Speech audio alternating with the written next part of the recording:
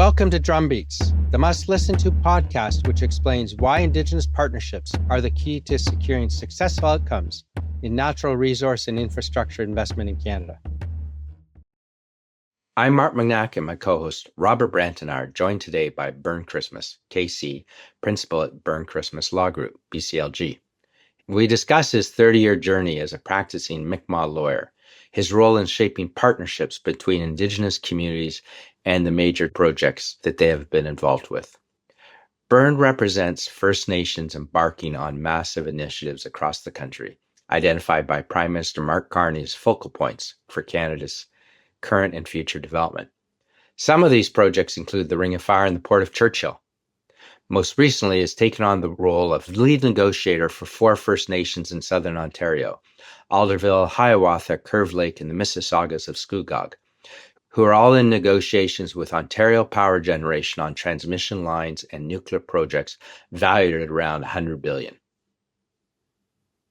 Bernd Christmas, old friend, thanks for joining us on Drumbeats. Yeah, likewise. I'm glad to be here today. Pleasure to have you with us. So, Bernd, can you tell us a little bit about yourself for our UK and continental European investor audience? Give us a little bit of context about the man, what you've achieved so far in your life, and what you're focused on now. Okay, yeah, sure. Well, first I'm joining you here on this program from Queenston, which is in Ontario, southern Ontario. And for the UK history buffs, this is where the War of 1812 with General Brock occurred between the British forces and the Americans. And it's the first time, I guess, and the only time you can say that the Americans were pushed back, so to speak, by Canada, which was once British territory. And it was done so with the aid of, obviously, the Indigenous forces in the area, mostly the Iroquois Confederacy of First Nations. Yeah, myself, I'm a Mi'kmaq from the east coast of Canada in Nova Scotia, more specifically, Membertou First Nation. It's one of 36 communities that make up the nation itself. And I'm also a practicing lawyer. Have been doing so for, oh my gosh, I can't believe I'm going to say this, almost 30 years. A few gray hairs have come in, and I've quite enjoyed myself by focusing on my community, meaning the Indigenous community in general here in North America, and a few times in other parts of the world, but focusing mostly on deal making between private sector and Indigenous nations that want to do some kind of business.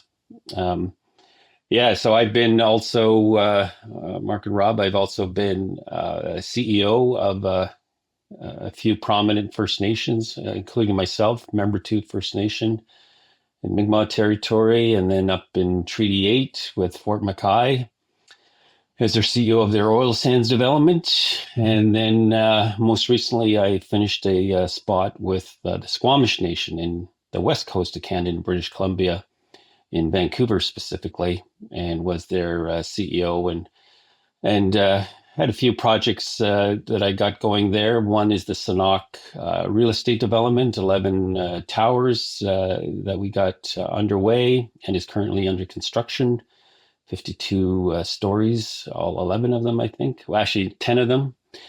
And there's an LNG facility that we got rolling with wood fiber LNG, and refocused their forestry operations that they have there. And then really up to date, what I'm doing now is I represent quite a few First Nations that are embarking upon some pretty massive projects in the country that actually have been named by the Prime Minister of Canada as being the a focal point, I guess, for Canada's economy. One is the Port of Churchill, heavily involved in that. Another is the Ring of Fire with Martin Falls, is my client there that is trying to make sure that not only the business aspirations, but we'll call it the social and cultural and environmental aspirations are maintained as well. I'm the Haida Nation is another client of mine who just went under a self-government agreement for what is called, formerly called the Queen Charlotte Islands off of the coast of British Columbia, and it's the traditional territory of the Haida Nation, and it's called Haida Gwaii, and we've got quite a few projects on the go there with, and one being with Asian business opportunities. And actually two more involved in negotiations with companies like Vale and Glencore, the big mining giants in the Sudbury Basin. My client there is the Atikameksheng Anishinaabe, and those companies have collectively,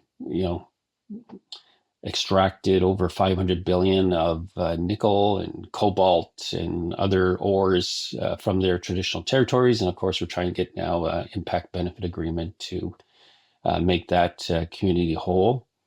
And then lastly, and most recently, just hot off the presses, getting involved with 4 First Nations here in Southern Ontario, Alderville, Hiawatha, Curve Lake, and the Mississaugas of Scugog, become their lead negotiator in dealing with the Ontario power generation in Ontario as they develop their transmission lines and nuclear capabilities for the province. And we're looking at that opportunity. I guess those deals are in the 100 billion range there. So it's quite significant that they've decided to get focused and trying to get as much opportunity as they can on those particular projects. So, Mark, that's kind of a quick elevator speech.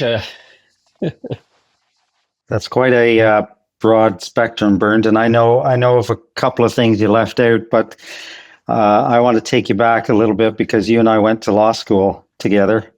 And that was more than 30 years ago when we graduated. Oh, yeah. The day we graduated, my family who were there still remember that ceremony, not necessarily because I was there in graduating, but it was a really emotional day for all graduates, but in particular, especially you. Do you want to talk about that day? Oh, yeah. That was truly an amazing day, obviously personally for myself. Like you, Rob, my family was there too.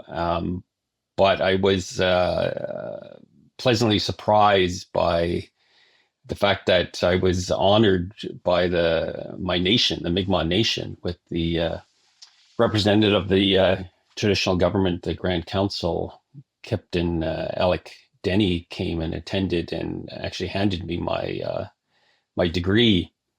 And the reason he did that was because I was the first Mi'kmaq to ever become a lawyer or graduate from a law school, and then eventually became a lawyer for my people. So yeah, it's still fond memories. And actually, I just, I don't know why I got kind of emotional on that, because I remember that day and I was, I even leaned up against the Grand Captain Denny because I was so overwhelmed with the joy and the honor I was given. Yeah, it was a pretty amazing time.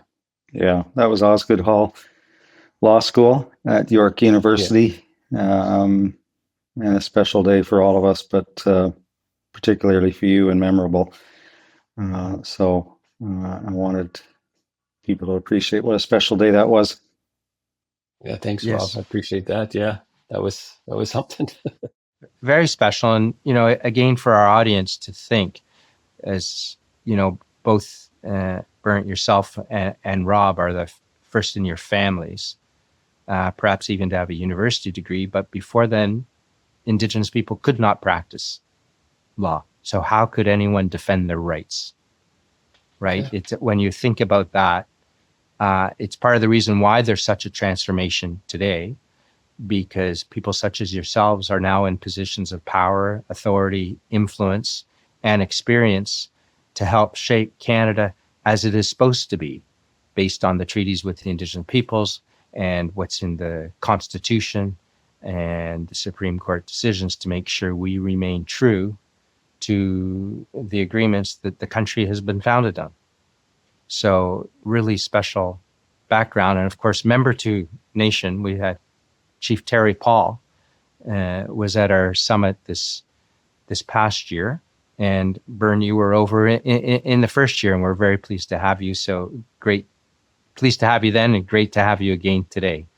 So why don't we start to pull apart, Rob, a bit of some of the story career that Bernd has. We can talk about his Boston Bruins later in the conversation. Yeah. Okay. Bernd and I took different paths. After that graduation day, I joined, stayed with McCarthy Tatro and trained, and I was interested in McCarthy Tatro because of their strong litigation group and some work they were doing for the government on land claims and Indigenous rights issues. I thought I would get good training there and then go off and do my own thing. And I'm 35 years later still there, and didn't ever become a litigator, wasn't cut out for it.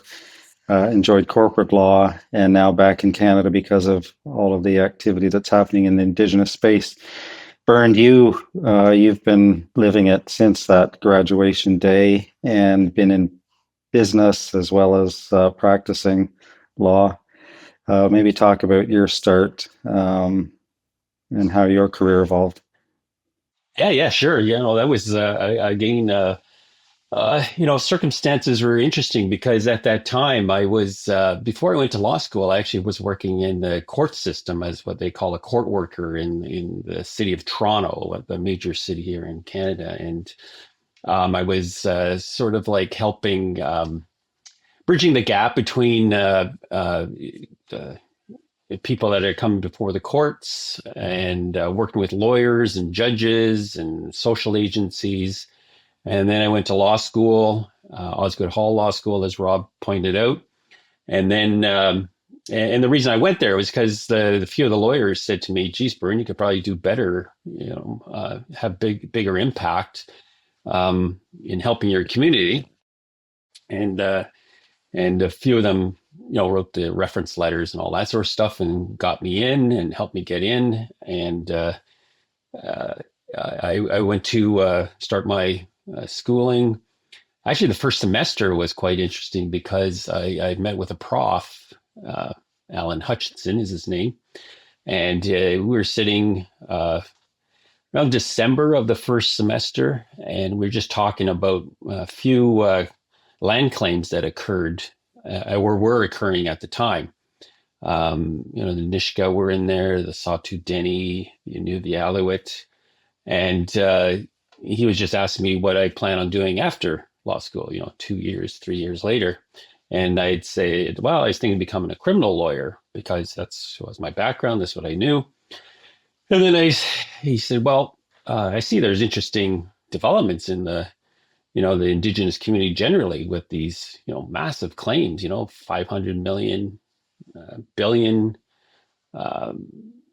300, the numbers were starting to become interesting. And it just made me sit there and think, yeah, geez, what happens with all that money? Being a business-minded guy, I said, man, what does happen with all that money? It can't go to grocery stores and gas stations and car dealerships or snowmobile dealerships. And so from that point on, I switched my thinking. I think I want to get into sort of the business track, the corporate side. So I switched all my courses to more business oriented and started focusing on that. And of course, Indigenous rights and making sure I get involved in that. And And then, sure enough, obviously, I graduated, and in Canada here, you have to do these things called articles, as you know, Rob and Mark. Have to do an article. It's like an apprenticeship, and I did that with a firm called Blaney McMurtry, Staples. The principal there was Bill McMurtry, and he was infamous for kind of starting sort of the Aboriginal track on a lot of files in Canada. And his brother Roy McMurtry, I think he became Chief Justice of the Court of Appeal at one point, and he was pretty influential in that area too. And so I went there and had a great experience with some amazing lawyers, Bill Henderson and Alan Pratt, who again were the forerunners of what is known as the Indigenous law in the country. And of course, you're thinking after your articles, you're all hoping to get hired back by the firm that you're working at and training with and putting your blood and sweat for 12, 14 hours a day. And to my shock, I was not hired back. I went, oh my God. I swear to the creator, for like one day I wallowed in self-pity, and then I got a call the next day after I was told that I wasn't going to be hired back by Warren Seifert of the law firm Lang Mitchner, a very prestigious firm like McCarthy's. Rob, it was pretty prestigious in Canada, long history, almost 100-year history. And they approached me, the managing partner approached me and said, can we have lunch? And he basically had it that day. I walked out of where I was articling and met him for lunch. And then he said, hey, listen, we have a partner that is working on some files, and we think the Aboriginal community is a place that we like to be, which really again threw me off, because this is one of the big firms saying we want to focus on that. And then I said, okay, sure, sign me up. They hired me right there, but I still had to do my bar admission course, and I went and did the bar admission course, and that's another 6-month process until you get what they call called to the bar here in Canada, and then once you do that, then you go and you start working. And I'll just finish it off with how it happened. Is that I went to my first day at the office on Bay Street. And I walk in, and I had an assistant already. I was feeling like, wow, I got an assistant, first year student, first year law associate, no experience whatsoever other than being Indigenous. And I walk into the files. They start bringing these files, boxes, and I go, wow, okay, they're serious. They're going to do some stuff here. I had a few meetings with the partners, some of the partners, and then they said, here's your file. Start working on this one. And it was involving Shoal Lake 40 and the water situation with the city of Winnipeg. And, like anything, you have to look at the file, start getting caught up. And I started looking at the partner that had been working on this. And you have to remember, this is like mind blowing for me at the time. I don't know anyone else would think is mind blowing what I did. So I look at the name, and it's Jean Chrétien.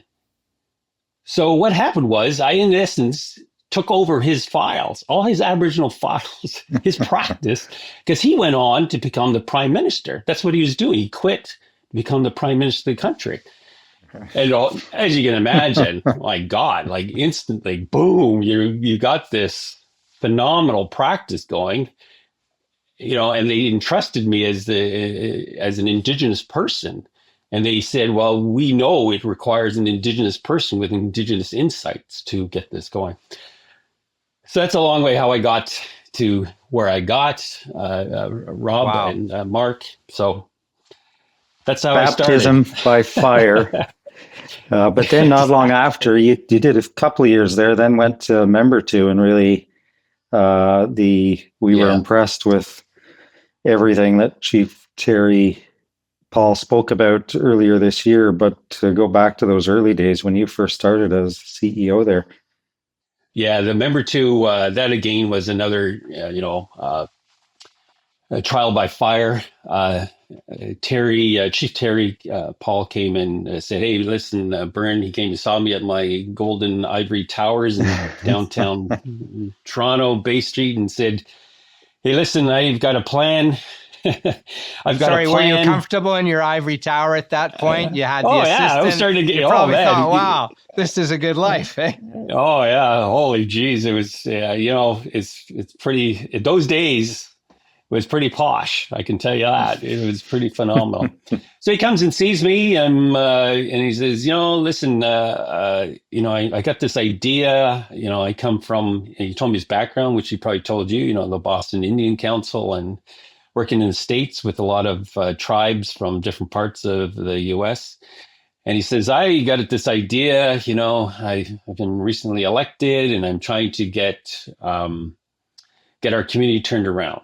And he said, he looks around here in the office and goes, "Yeah, I don't know if I could pay you as much as these guys are here, but we're basically what we're asking is if you could come home and help us." And of course, your own community, and your heart goes, they helped me, and they helped me get to where I was in law school. And so, of course, I said yes. I went and joined the community, and it was in a pretty rough shape. We're small budget and deficit, owing banks, and then we focused on starting to turn the situation around. And the trick I used when he made me the CEO was what he did to me. He pulled on my, I won't say purposely, but pulled on my heartstrings and said, come home and help us. Like it's your community, your family needs your help. And so I did that with a few other people in the community, and I said, that we're working elsewhere. Some were working at companies like Nestle, some were senior government officials. I asked them, I called them up and said, can you come and use your expertise that you've learned in dealing with government and then, the private sector. And every one of them did exactly what I did. Yeah, we'll do it. But I always say to them, okay, I can't pay you, the community, we can't pay you what you're earning right now, but we'll eventually grow it, and then you'll get the pay that you're used to, and probably even more. And yeah, sure. In the 11 years I was there, we went from basically rags and then to riches. And along the way, got ourselves designated with the ISO system, registered ISO 9001 at the time, our management systems. And we did that because we, rightly or wrongly, there was perception of Indian bands that they couldn't do business. It's the Wild West. We don't know who they are, et cetera, et cetera, et cetera. But the system, everyone knows it. The system is a standard that's worldwide. And, you say your ISO 9001, 2000, and boom, everyone knows what exactly that means. So we got our management system set up that way. And then the first day we announced it on the Canadian Broadcasting national news, the next day we got calls from companies like Boeing and Lockheed Martin, General Dynamics, Eurocopter, say, hey, do you want to get involved in military procurement? And I went, hey, yeah, for sure. Let's do it.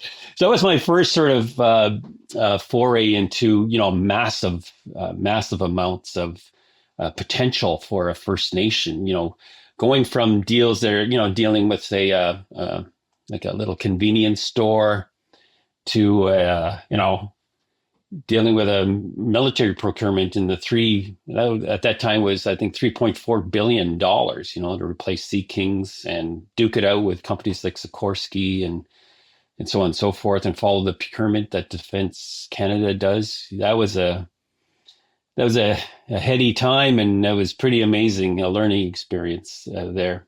Yeah. So then, just finish it off, Rob. Yeah, we went from like around I think it was around 4.2 million, and then brought up brought the revenues up to around 76 million when I left, and 20 employees to over 700 employees. Like it was a pretty good turnaround for the community.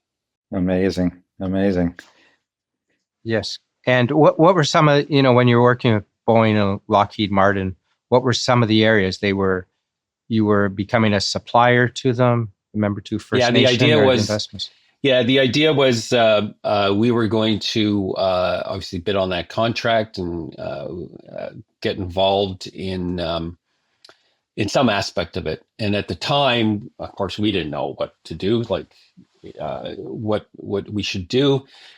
But we had some young guys that are starting to get into computers. They're just naturally young kids that were interested in that type of stuff. And I kind of said, well, geez, why don't we look at like a data type center? And the reason I did that was because around that era, there was this push for data centers, for call centers. And they were slowly starting to do these data centers. And I said, maybe we could do that. And then Boeing, and Lockheed both said, yeah, we can get you the contract to integrate our systems. Because if you know that those companies, sure, they might have Microsoft Word or whatever, right? I'm just using a very dramatic example here, but they don't have that, and it's not standard. So they got to mix their IT together. So if they were successful, we would have got that contract to integrate all the systems that came into place from a IT perspective. And that would have been, I think that was going to be like a $400 million contract just for us to do that. So we got ourselves prepared a little bit, and I still remember the day. He was young at the time, Jason, and a few others, Jason Gugu and a few others said, hey, listen, I got interest in computers. We bought a whole bunch of computer-ish type things and servers and starting to get ourselves prepared, got a space. And then unfortunately it didn't work because the contract, as I noted to, went to Sikorsky ultimately. But it did allow us, though, to at least use that investment to jump into other stuff, which then our band to this day is still involved heavily in GIS systems, working for the RCMP amongst other national bodies. So it was a good jumping off point. And then what took you away from the community and a success like that? I also got to remember, I'm sure you had a big discussion with the chief about the Clearwater situation and fishing. And, at the time, I always give credit to the chief. He let myself and a few others kind of take the lead on that and be the face of it and kind of coordinate a lot of the other communities to, when we got that Supreme Court decision in our favor, it was a pretty interesting time. And so, I ended up being I was a CEO for about almost 11, 12 years. And then I kind of said, that's a long time to be a CEO. I got to kind of move on to other things. And I decided to, test the waters and see what else is out there. And ended up going to an international consulting firm called Hill & Knowlton and helping them advise not only domestic clients, but international clients that are coming into the country on how to deal with Indigenous communities. Because that firm was, obviously is a global firm that has government relations, but it also has, other things that it does. And one of the shops that they open up with my help was the Indigenous side of things. And so that's where I got and started getting involved actually more with some international clients because so that was like in the early 2000s, around 2006, 2007, that some companies were coming to say, well, how do we start setting up mining operations or logistics operations, those type of things. Sodexo was I still remember this, Sodexo was a big client of mine that I helped out. And as you know, Sodexo is a massive company out of Paris that is involved probably in every country in the globe. And but it again, that was a great experience because they kind of adapted to what I really liked is they adapted to Canada like they do. They adapt to, say, the Congo, or they adapt to Australia. They seem to have gotten their recipes, their understanding of need for cultural competency when they go into the marketplace wherever they are around the world. So anyway, that was one of the big ones there. And then of course I kept thinking, well, I'm a lawyer.